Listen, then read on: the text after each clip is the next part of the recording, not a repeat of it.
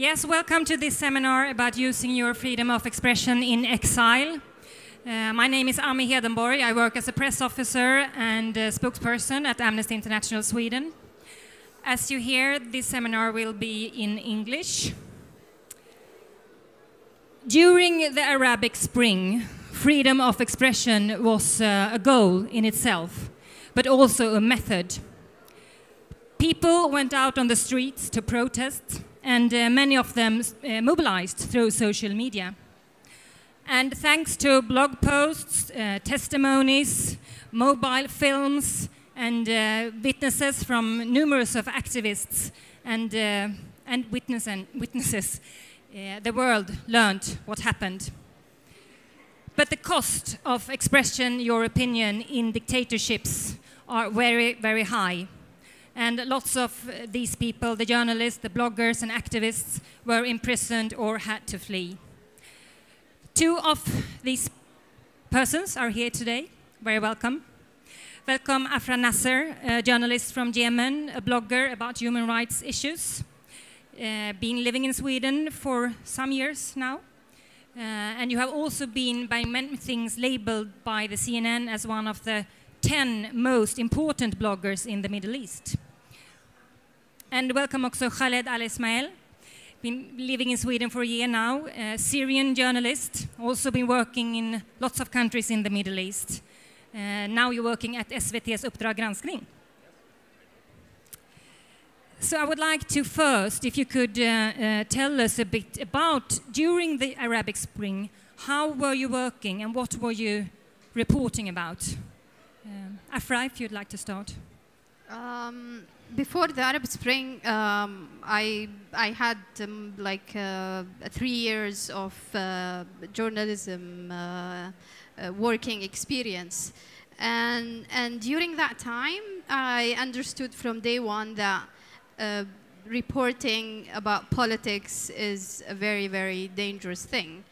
As I was seeing like journalists who were being harassed or being prosecuted or threatened, or like the atmosphere, Yemen was, during that time, Yemen was ranked among the worst countries when it comes to freedom of press. And so that's why I was like only focusing on cultural and social issues. And during that time, I understood that like to report about the social and cultural problems was always taking me back to the political system in Yemen. So I understood that there was a need to have a drastic change in the political system, even though I was not really reporting about politics. And then when the Arab Spring happened, like the whole atmosphere changed.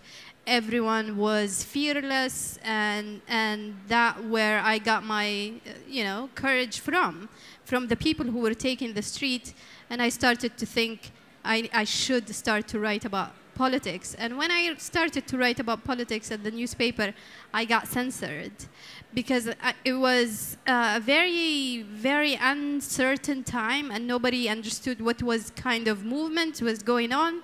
But I always had faith in the movement, or the pro-democracy movement that was happening on the ground. So I wanted to report about that.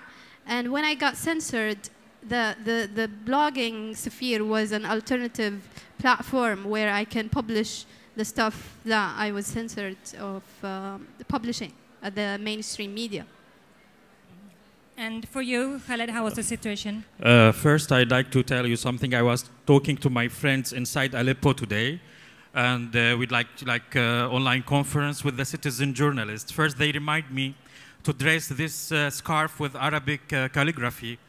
They told me you should put this one to remind the world that the Arabic calligraphy is not written on the terroristic state flag.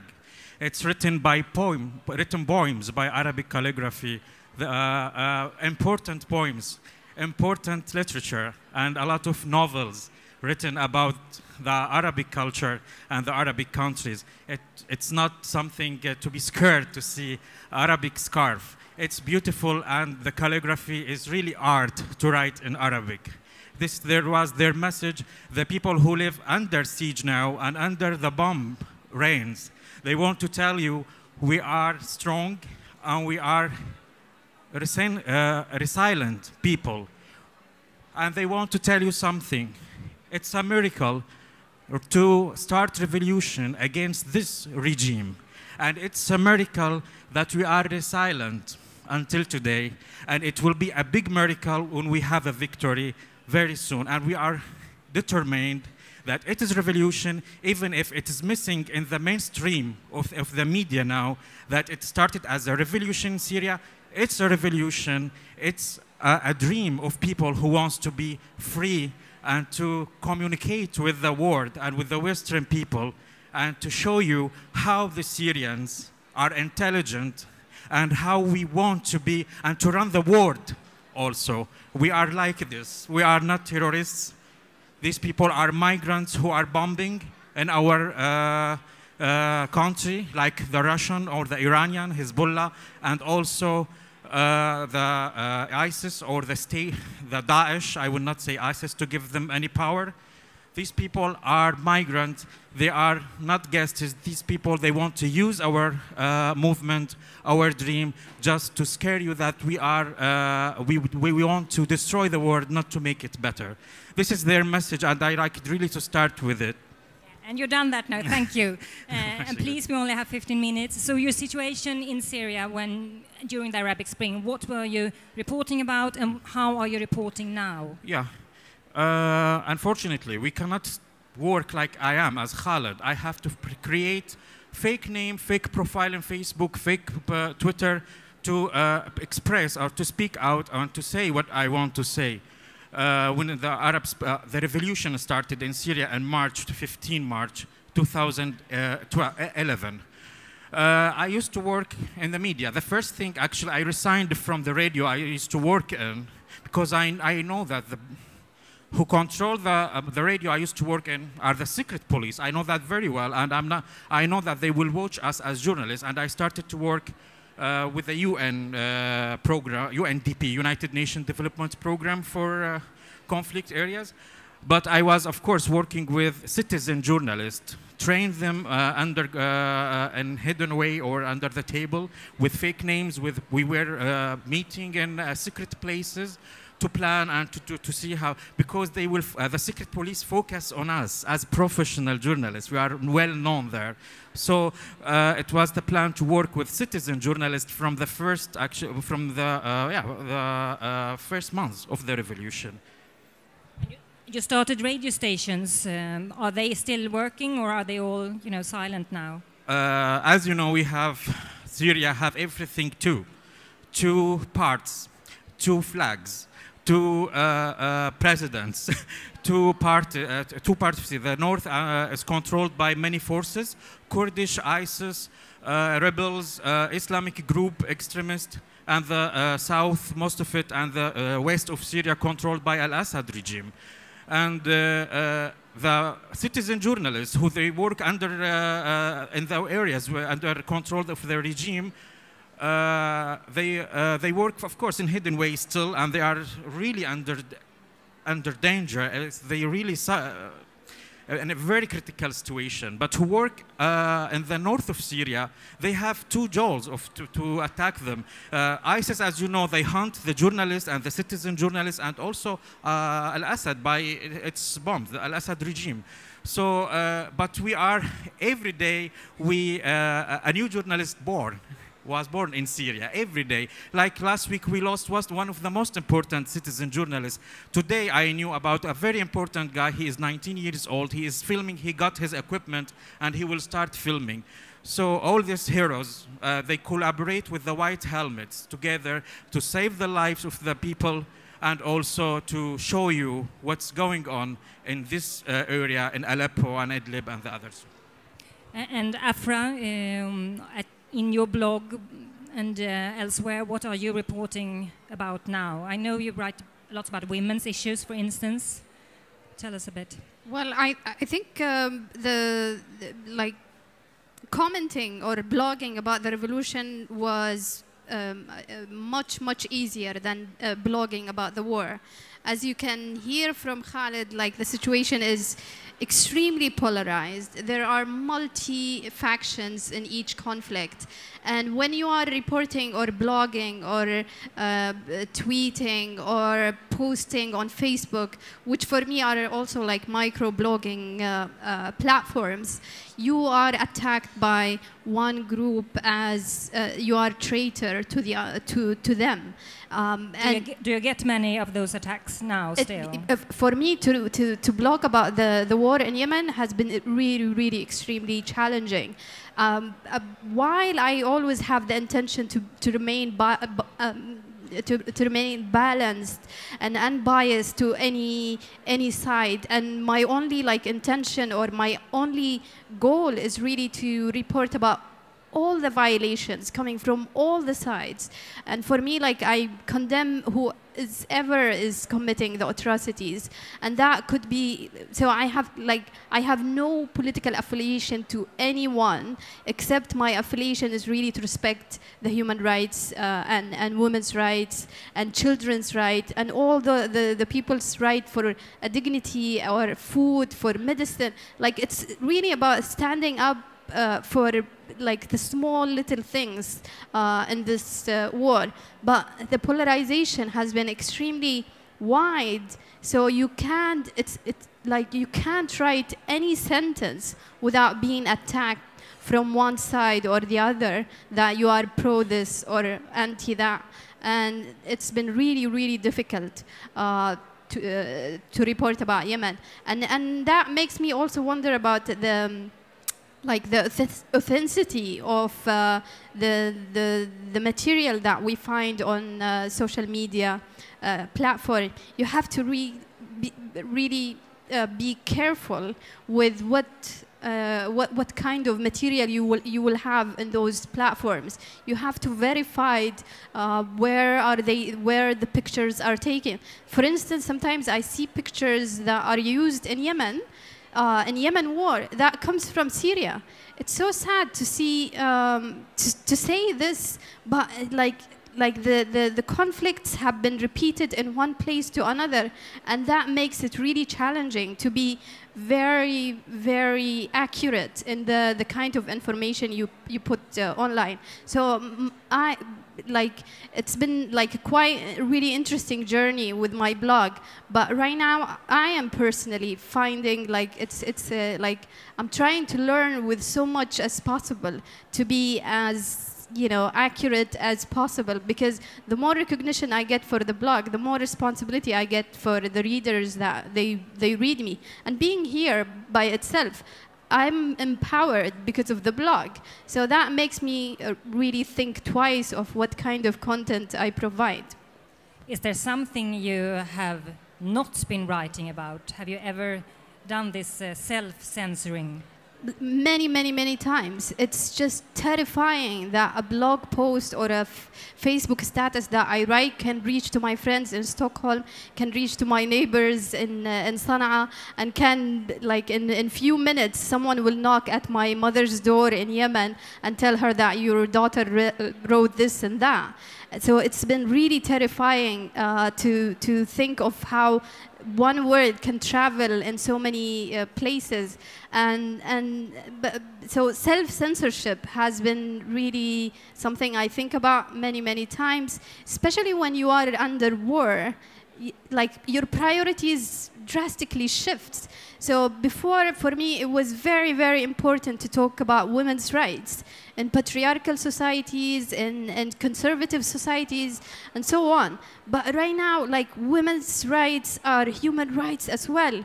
And it's extremely important to talk about the atrocities committing in Yemen war or Syria war or in many parts in the Middle East. Because whatever violence has been done to a human being affects women definitely, as they are the most vulnerable victims in those wars. So yeah, it's like it's been really. So even now in exile, there is self-censorship for you. Absolutely, yeah. Absolutely. And Khaled, how your experience? Have you? I mean, when you're reporting now in exile, are there issues you can't report about still, or how do you? First, we cannot, as a journalist, live in exile. We came from the conflict area. We cannot report without collaborating with the people inside, the people who want to work as citizen journalists or lawyers, you know, teachers, doctors. This is the way we work. Or if I will depend on the resources written here and the newspapers or online, I will be like just repeating what's written already. And I think now, in the meantime, after also Al-Assad interviews this week with Associated Press, I think this is what we should do as journalists, Western or Syrians or Yemeni. We have to focus on the people, because politicians, obviously, they lie all the time and they want to make up the stories to look they are right. So the only one way to talk to the people, to the Syrians, to the Yemenis, to just ask them simple questions, to describe a day under the siege. You will learn, like what for example, I was talking to two women from the Aleppo. Just about a day, they told me that how their children, they don't go to school, how they are moving from place to place. And in 1 week, they changed 4 houses just to be away, to avoid the bombing. It's raining bombing, you know, in Aleppo now. And all these details, their life, they tell us the truth and how the politicians work and how the forces work with them. If they don't go to school, if they don't have food, if they don't have aids, if they don't have medicine, etc. This will tell us that the details will reflect the situation, the political situation in Syria or in Yemen. Or if I can add one thing, I think during the Arab Spring there was like very romanticization of the role of the social media with the movements, and for some reason or another this has stopped. Like during wars, big mainstream media are very hesitant to really get in touch with people on the ground through those social media platforms. And I think this is very, very unfair. Like if you really think that those communication tools have a role in the democratization or in the political movement in those countries, why not continue to work with people on the ground? So I find very, very...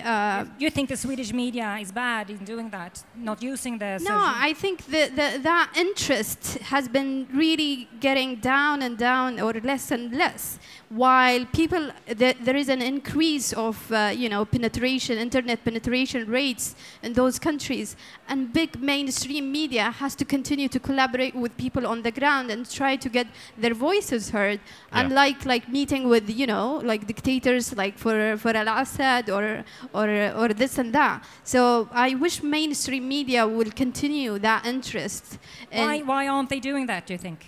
Because, as I mentioned, because of the polarization has been extremely wide, so they're very careful in trying to be objective or in trying to be, just to avoid the hassle of